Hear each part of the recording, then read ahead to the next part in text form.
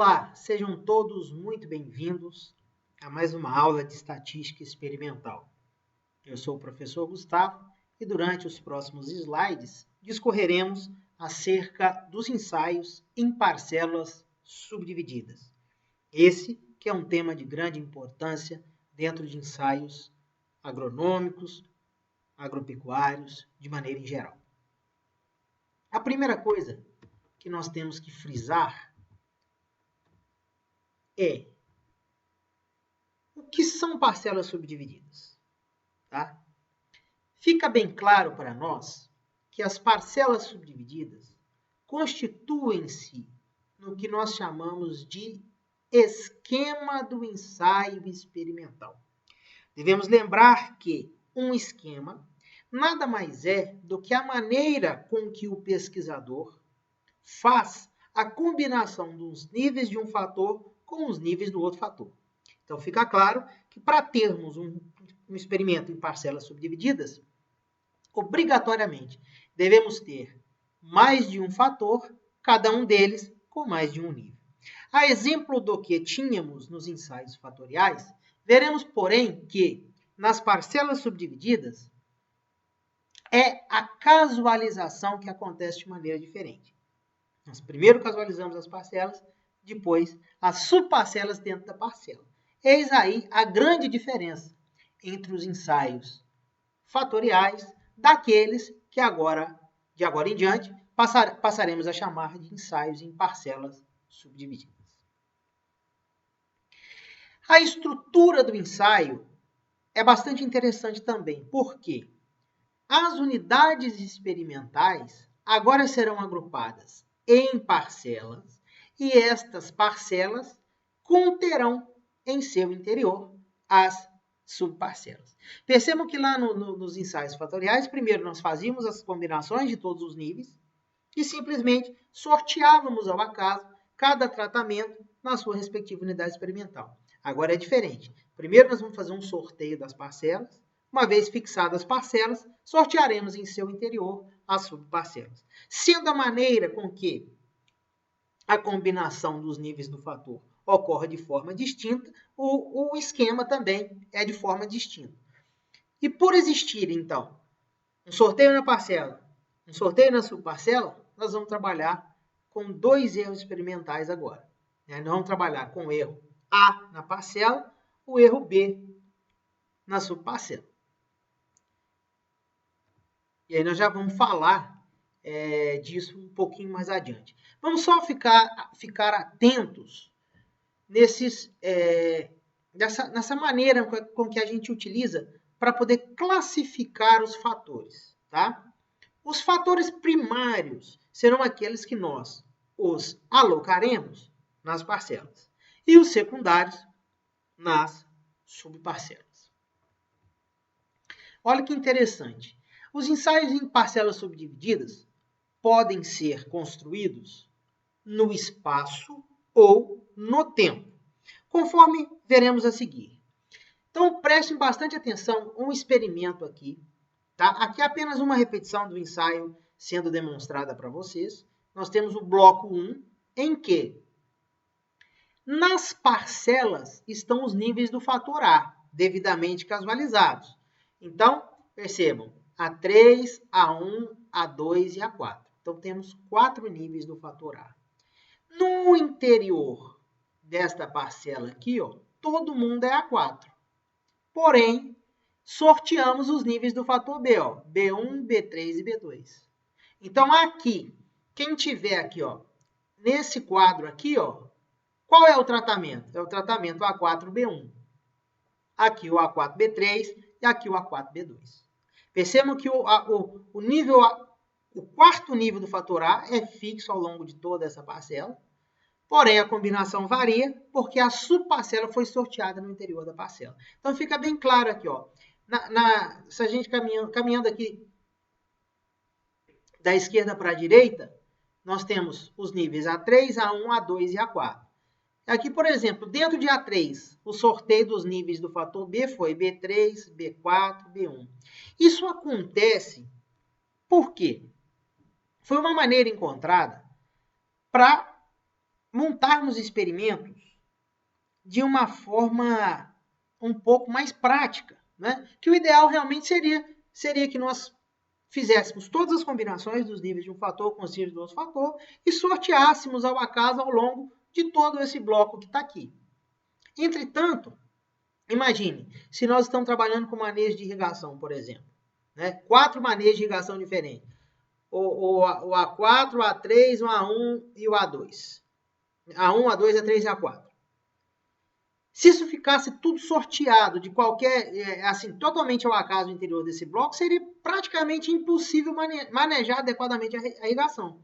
Então, fixando o manejo, por exemplo, 4, ao longo de toda essa parcela, todo mundo que cair aqui vai ficar o A4.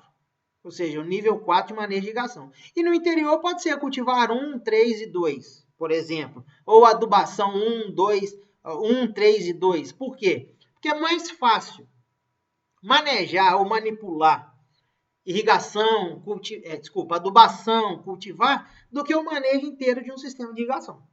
Então, a sistematização disso é mais fácil à medida que a gente trabalha com parcelas subdivididas. Estando essas parcelas alocadas no espaço, nós chamamos então de parcelas subdivididas no espaço. Aqui um exemplo, então,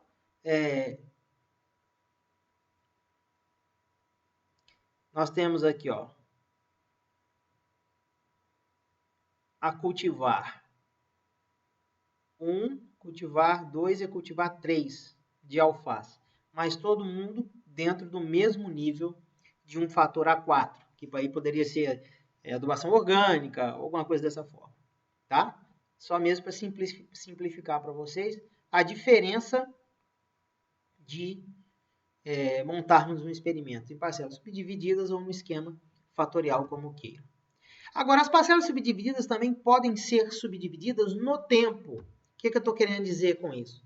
Vamos imaginar que nós queremos estudar o efeito, por exemplo,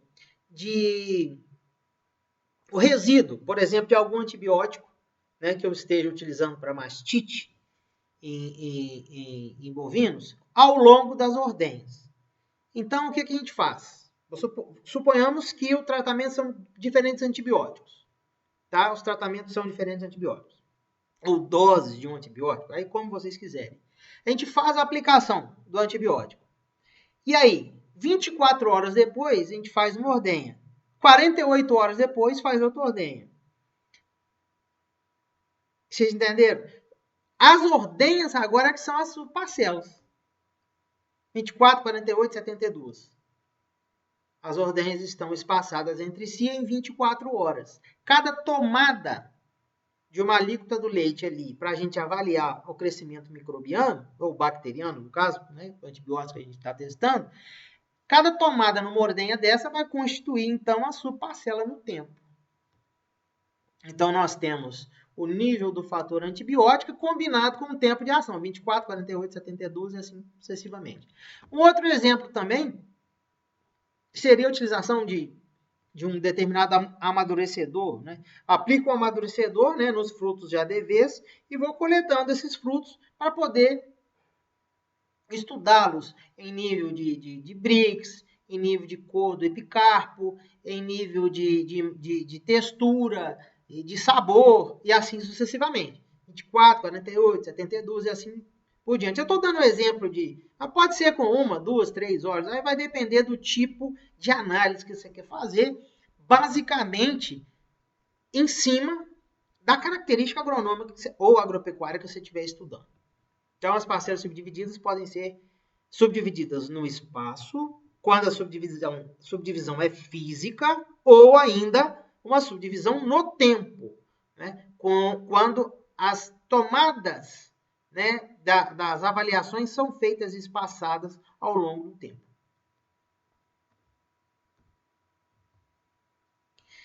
Sempre surge aquela dúvida.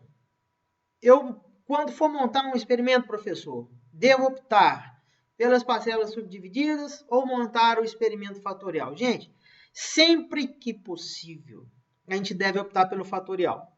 Por quê?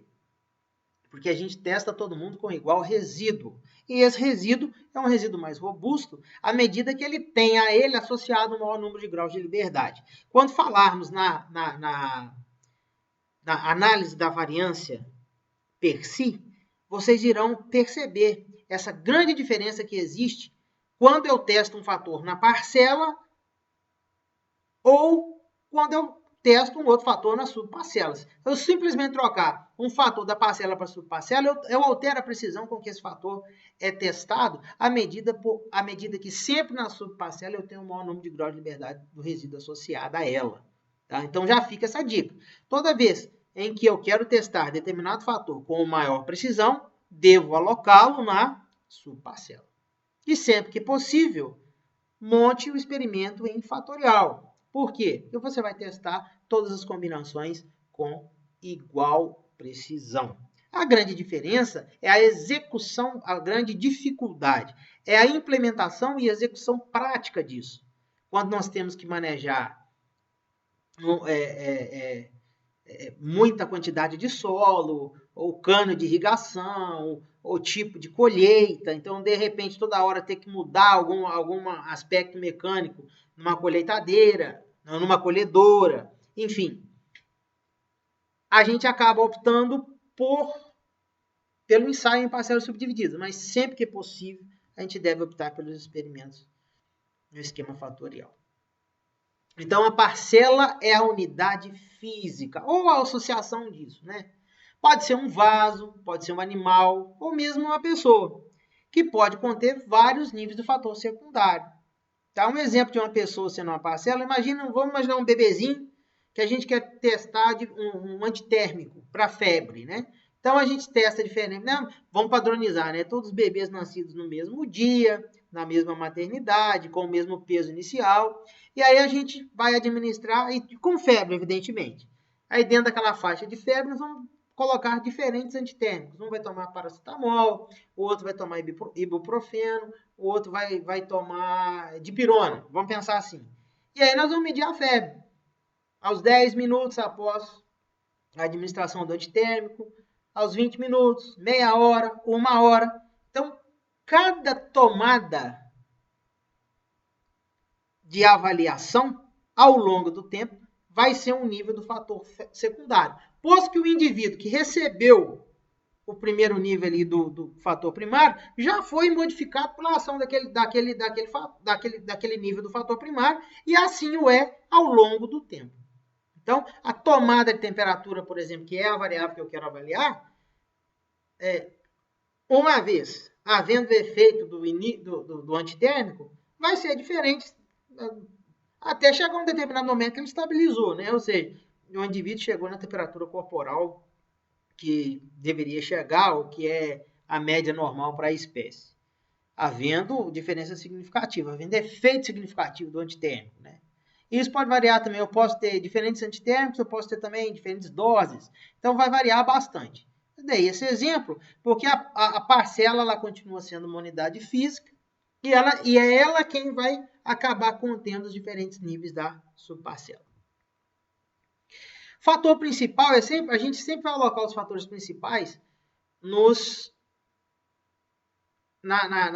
como se diz, nas parcelas que exigem um espaço físico muito grande. Tá? Um exemplo aqui é o manejo de irrigação. Né? Ou, por exemplo, se a gente quer colher determinada faixa de uma forma diferente, a altura da ceifadeira, enfim, isso tudo vai variar. E para não ter que ficar alternando toda hora, a gente sempre opta por grandes faixas de parcela, grandes áreas demarcadas, para caracterizar as parcelas. Simplesmente para facilitar o manejo. A maior precisão, então, na comparação dos níveis, sempre será nos níveis de um fator secundário. Então, nós temos que, sempre possível, alocar o fator que eu quero testar com maior precisão na subparcela. Tudo bem? Então, vamos avançar. Aqui nós temos um experimento clássico, apresentando a vocês 2 blocos de um ensaio, em que testamos 2 níveis de nitrogênio, ou seja, o nível 0 sem adubação e o nível 1 com adubação, nas parcelas. E dentro das parcelas, perceba, então vamos pegar aqui a primeira, desculpa, eu falei 2 blocos inicialmente, mas esses ensaios são 4 blocos. Então nós temos aqui o bloco 1, bloco 2, bloco 3 e o bloco 4. Este bloco, inicialmente, é dividido por 2, porque eu tenho 2 níveis de um fator primário. E aí executa-se o sorteio, onde vai ficar o nível 0, onde vai ficar o nível 1 de nitrogênio em cada um dos blocos. Então faz-se um primeiro sorteio. Perceba, no bloco 1 ficou N1, N0. Já no bloco 2, N0, N1. E assim sucessivamente. Uma vez estabelecidas as parcelas no interior dos blocos, deve-se efetuar um segundo sorteio, agora sim, para definirmos o local exatamente onde será alocado o nível do fator secundário. Neste caso, são variedades de arroz. Então, percebam, o sorteio aqui, ó, variedade 2, variedade 3, variedade 1, variedade 4. Então, esse é um experimento em que eu tenho 2 níveis do fator nitrogênio, ausência e presença, 0 e 1, e 4 níveis do fator variedades. E aí eu quero estudar como é que é o comportamento dessas variedades à medida que eu saio do nível 0 e vou para o nível 1 do fator nitrogênio. Então, eu vou sempre tentar buscar a resposta diferencial de um fator à medida que eu altero os níveis do outro fator. E, para isso, eu preciso montar o experimento ou em parcelas subdivididas, como está aí, ou num experimento fatorial. A logística de manejo é muito mais simplificada à medida que a gente opta por um delineamento feito esse. Primeiro o sorteio da parcela e depois o sorteio da subparcela interior da parcela. Então, vamos ver aqui um outro exemplo, tá? Em que nós temos 4 blocos. E aqui, ó, já alterando no sentido que nós teremos agora 5 níveis de nitrogênio, ó, 5 tipos de adubação diferentes. Então, perceba, os 4 blocos, e nós dividimos aqui, ó, cada bloco em 5 parcelas grandes, né? Nesse sentido aqui, ó, uma parcela, 2, 3, 4, 5. E aí, para cada bloco, eu sorteio os níveis de nitrogênio. N4, N3, N2, N1, N0, N2. No bloco 2, N1, N0, N2, N4, N3 e assim por diante. Agora eu vou fixar, vamos pensar aqui, eu vou fixar nesse bloco 1 a parcela que vai receber um N4. Aí dentro nós vamos sortear, então, agora as subparcelas, que vão ser 3 cultivares, ou 3 variedades de arroz, por exemplo. E aí ficou V2, V1 e V3. Agora, já dentro do nível 3, do bloco 1, V1, V3, V2 e assim sucessivamente. Apenas para ficar claro que primeiro a gente faz o sorteio das parcelas e depois o sorteio das subparcelas dentro da parcela. Tabulação dos dados. A tabulação a gente procede da mesma forma com que procederíamos lá no esquema fatorial, tá bom? Então, nós temos aqui o fator A, por exemplo, variando de 1, 2, 3 até AI maiúsculo, o iésimo nível do fator A.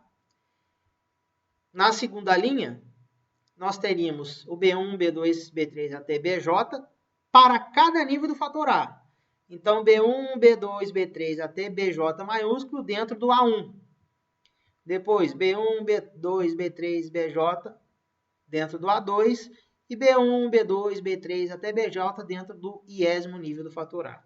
Tudo isso para a primeira repetição. Então, nós teríamos todas essas combinações, ó, 1, 1, 1, 2, 1 até 1J1. Depois, 2, 1, 1, 2, 1, 2 até 2J2.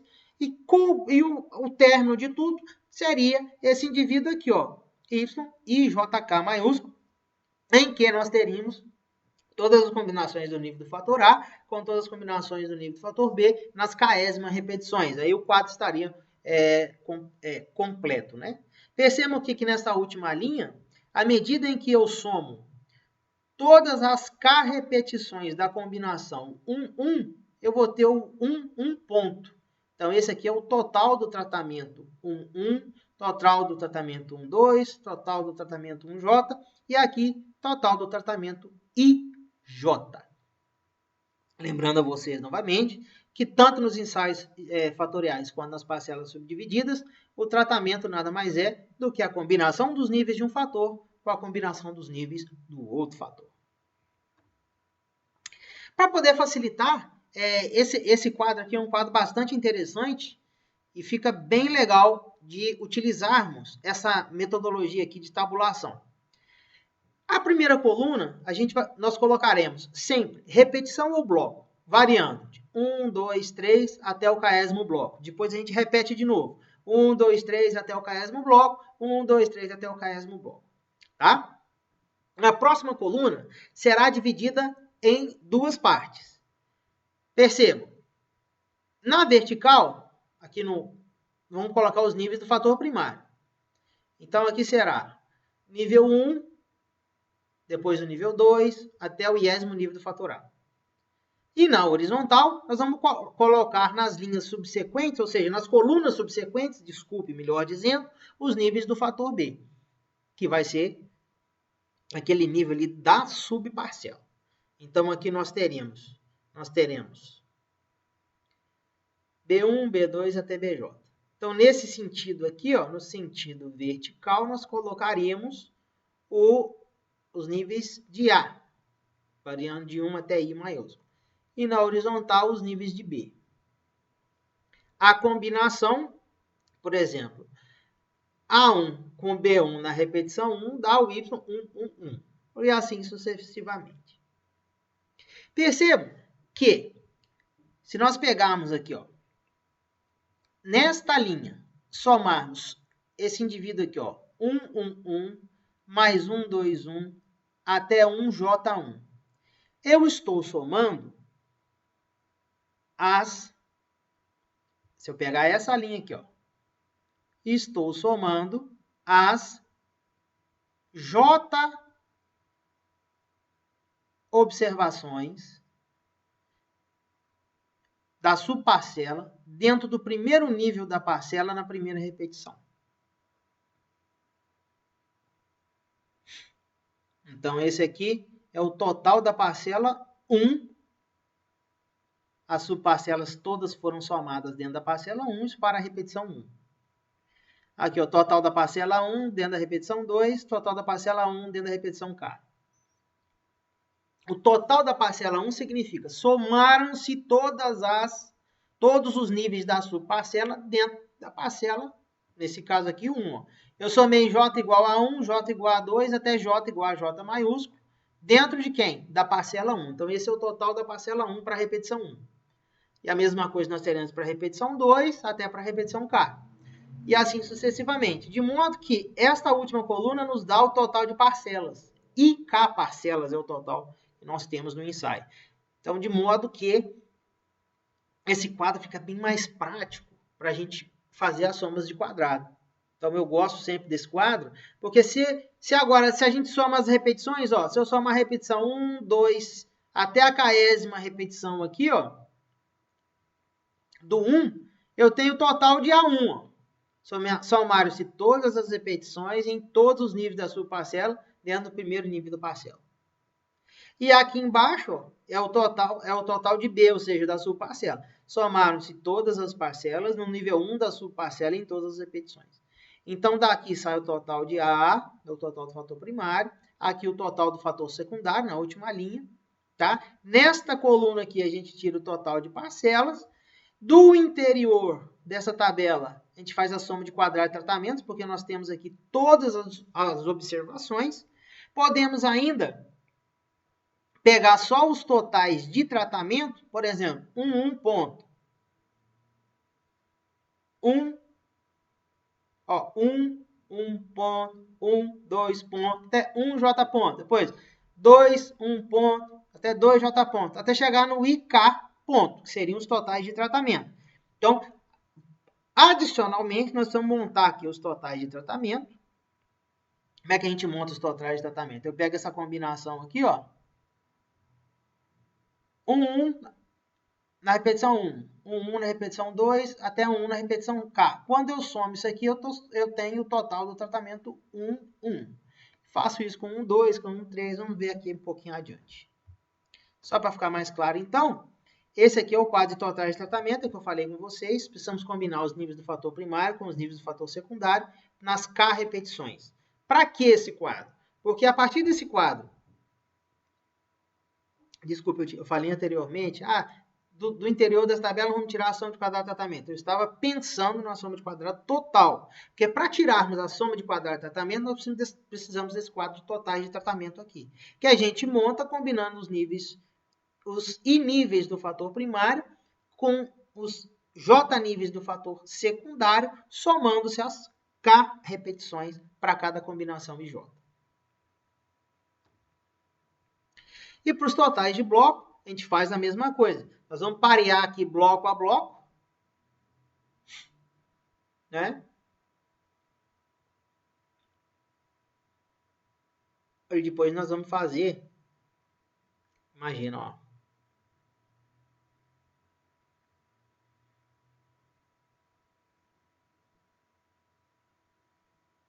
Então aqui, ó.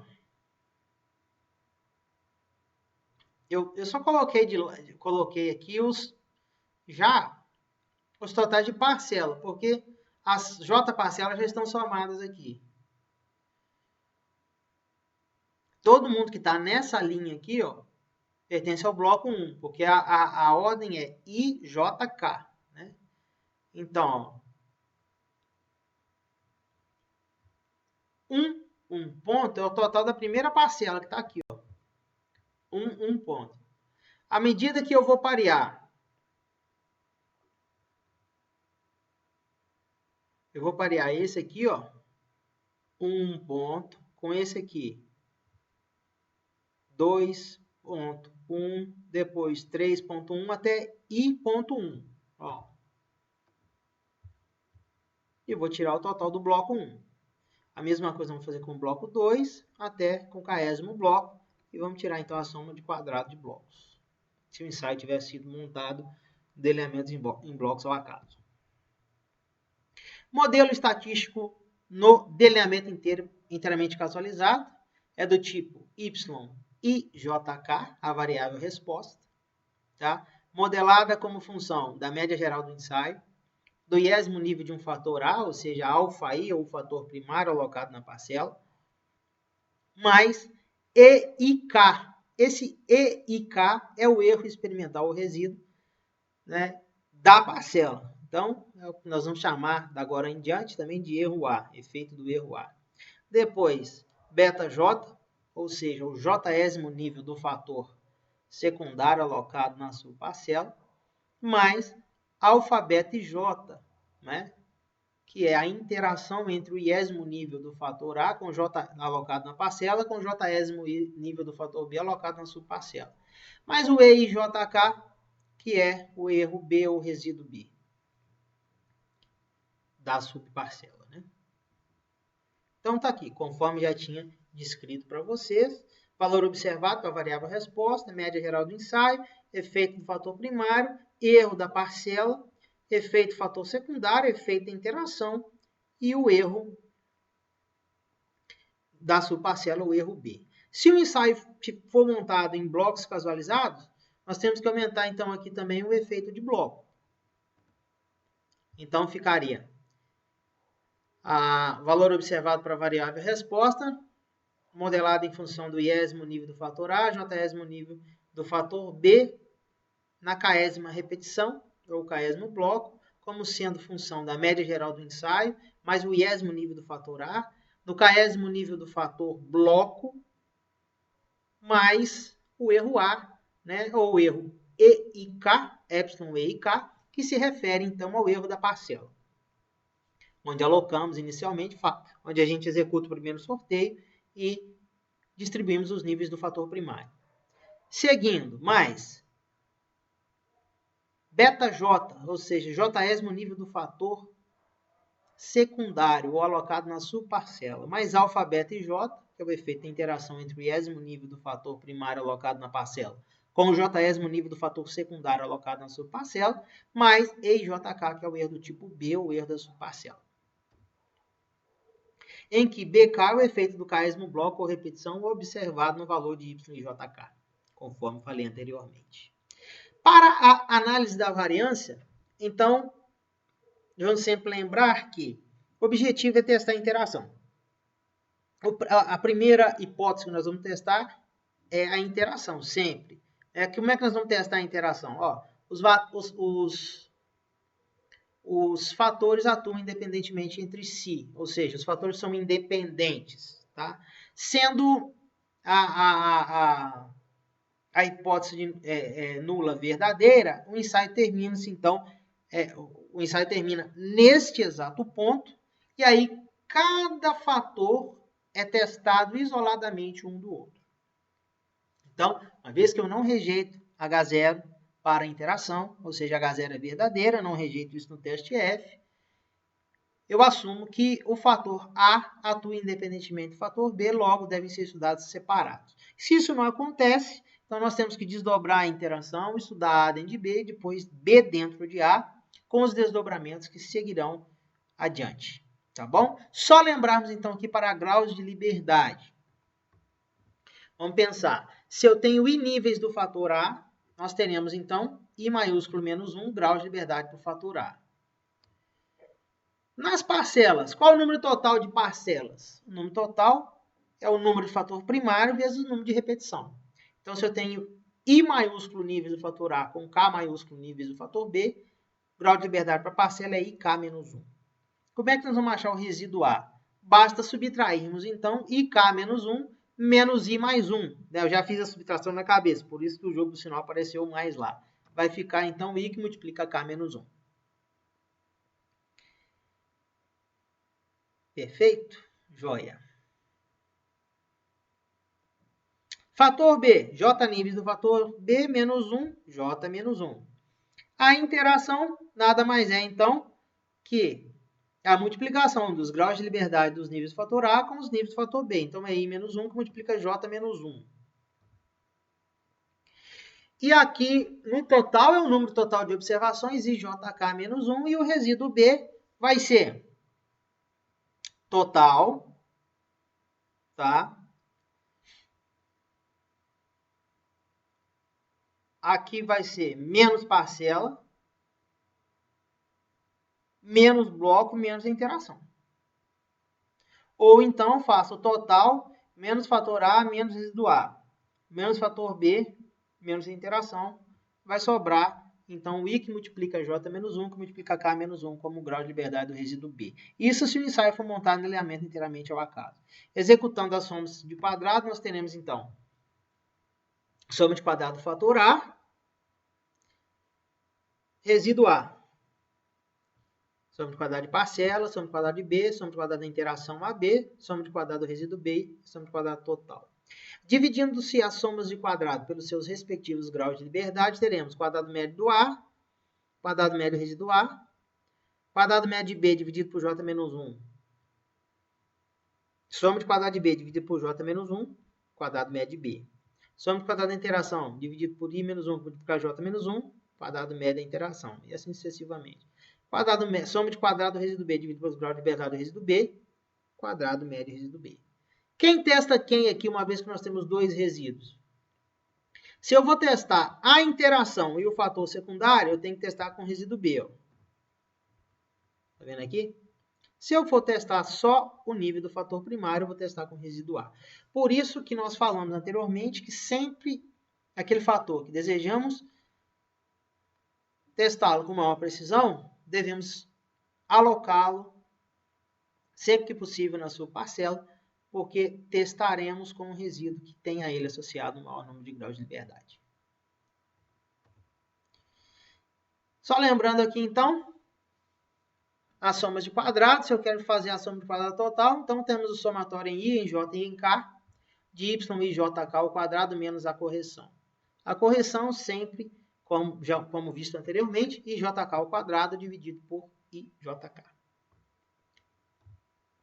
Soma de quadrado da parcela. Perceba, então, que a variável resposta agora é I.K. Ou seja, eu vou trabalhar com os níveis de parcela, onde eu somei as subparcelas no seu interior, dentro de cada uma das repetições.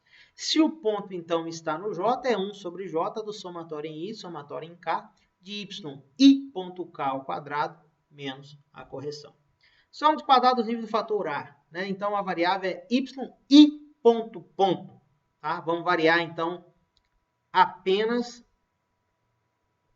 no indexador i. Então, se eu somo em i ponto, ponto, já somei anteriormente aqui em j e em k, eu tenho que ponderar essa soma por jk. Então, é 1 sobre jk que multiplica o somatório em i de y ponto, ponto ao quadrado menos a correção. Resíduo A é a soma de quadrado da parcela, que fizemos aqui anteriormente, menos a soma de quadrado do fator A. Soma de quadrado do fator B. A variável resposta agora é y ponto j ponto ao quadrado. Então, esta variável já está somada em relação a i e a k. Por isso, nós temos que ponderar esta soma por 1 sobre j maiúsculo, que multiplica k maiúsculo. Seguindo-se o somatório de y ponto j ponto ao quadrado menos a correção. É a soma de quadrado dos níveis do fator B.